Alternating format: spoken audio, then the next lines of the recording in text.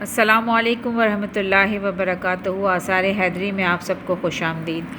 جس طرح میں نے گزشتہ دنوں جناب ختم مرتبت صلی اللہ علیہ وآلہ وسلم کا ایک معجزہ بیان کیا تھا جو کہ ایک طبیب سے متعلق تھا، اسی طرح سے ایک طبیب حضرت امیر المومنین علی ابن ابی طالب کے پاس آیا۔ اس وقت حضور صلی اللہ علیہ وآلہ وسلم اس جہاں سے پردہ کر چکے تھے۔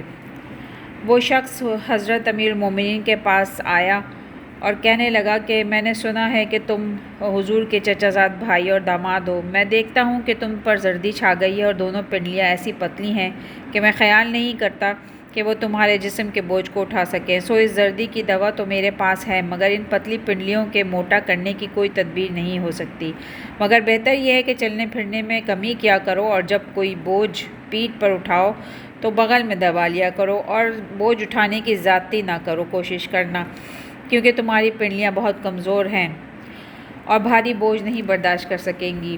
یہ کہہ کر اس شخص نے کہا کہ میرے پاس یہ دوا ہے، اور نکالی اور بولا کہ یہ آپ کو کسی قسم کا ضرر نہیں پہنچائے گی، مگر 40 دن گوشت سے پرہیز کرنا ضروری ہے، پھر آپ کی زردی زائل ہو جائے گی۔ جناب امیر علیہ السلام اس سے فرمایا کہ تو نے میری زردی کے لیے اس دوا کو مفید ہونا تو بیان کیا، کوئی دوا ایسی بھی تجھ کو معلوم ہے جو اس زردی کو اور زیادہ کر دے اور نقصان پہنچائے؟ وہ بولا ہاں، میرے پاس ایک دوا اور ہے، اور دوا کی طرف اشارہ کر کے بولا کہ یہ دوا ایسی ہے کہ اگر زردی والا آدمی کھا لے تو فوراً مر جائے گا، اور اس کی رنگت زرد نہ ہو تو اس کو زردی ہو جائے گی اور وہ بھی فوراً مر جائے گا۔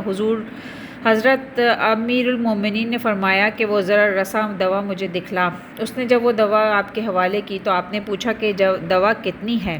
اس نے عرض کی کہ یہ 2 مسقال ہے اور آدمی کو مار ڈالتی ہے۔ یہ سنتے ہی حضرت علی نے یہ ساری دوا کو منہ میں رکھ لیا اور یوں ہی نگل گئے۔ اس کے کھانے کے کچھ دیر بعد آپ کو پسینہ آیا، اور یہ حال دیکھ کر وہ شخص خوف کے مارے کانپنے لگا اور دل میں کہتا تھا کہ بس اب پسر ابو طالب کے عوض میں پکڑا جاؤں گا، اور سب یہی کہیں گے کہ میں نے ان کو مار دیا ہے، اور کوئی بھی یہ نہ سوچے گا کہ وہ اپنے آپ خود ہی اپنے قاتل ہیں، اور میری بات کوئی نہ سنے گا۔ اس یونانی کا یہ اضطراب دیکھ کر حضرت علی مسکرائے اور فرمایا کہ اے بندہ خدا، میں اب سے پہلے سے زیادہ تندرست ہوں۔ تو نے جس دوا کو زہر قاتل گمان کرتا تھا اس نے مجھ کو کوئی ضرر نہیں پہنچایا۔ اب تو اپنی آنکھیں بند کر۔ اس نے آنکھیں بند کر لیں۔ فرمایا کھول۔ جب اس نے اپنی آنکھیں کھولیں تو حضرت کے روئے انور کی طرف نگاہ کی تو کیا دیکھتا ہے کہ آپ کی رنگت سرخ و سفید ہے اور سرخی بھری ہوئی ہے۔ یہ صحنہ دیکھ کر وہ لرزنے لگا اور جناب امیر سے مسکرا کر کہنے لگا کہ آپ کی وہ زردی کہاں گئی؟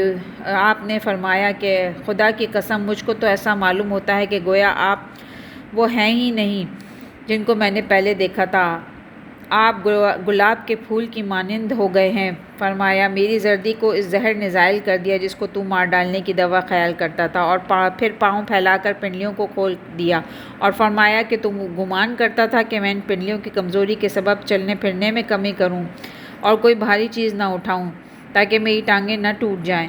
اب تجھ کو میں دکھلاتا ہوں کہ طبابت خدا تیری طبابت کے برخلاف ہے۔ یہ کہہ کر ستوئیں کلاں پر ہاتھ مارا جس کے اوپر اس مکان کی چھت ٹکی ہوئی تھی، اور اس کے اوپر 2 حجرے تلا اوپر بنے ہوئے تھے۔ اس کو حرکت دے کر اوپر اٹھا لیا، اور چھت اور دیواریں دونوں بالا خانوں سمیت زمین سے بلند ہوئیں۔ یہ حال دیکھ کر یونانی پر غشی طاری ہوئی۔ حضور نے فرمایا اس پر پانی چھڑکو۔ جب وہ ہوش میں آیا تو بولا آج عجیب قسم کا واقعہ میں نے دیکھا۔ امیر المومنین فرمایا اے یونانی پنڈلی، میری پتلی پنڈلیوں کی قوت اور ان کا بوجھ اٹھانا اور اس کا برداشت کرنا دیکھا، اب وہ تیری طب کہاں گئی؟ یونانی نے عرض کی محمد صلی اللہ علیہ وسلم بھی کیا آپ ہی جیسے تھے؟ آپ نے فرمایا کہ میرا علم ان کے علم سے ہے، اور میری عقل ان کی عقل سے ہے، اور میری قوت ان کی قوت سے ہے۔ سبحان اللہ، جزاک اللہ۔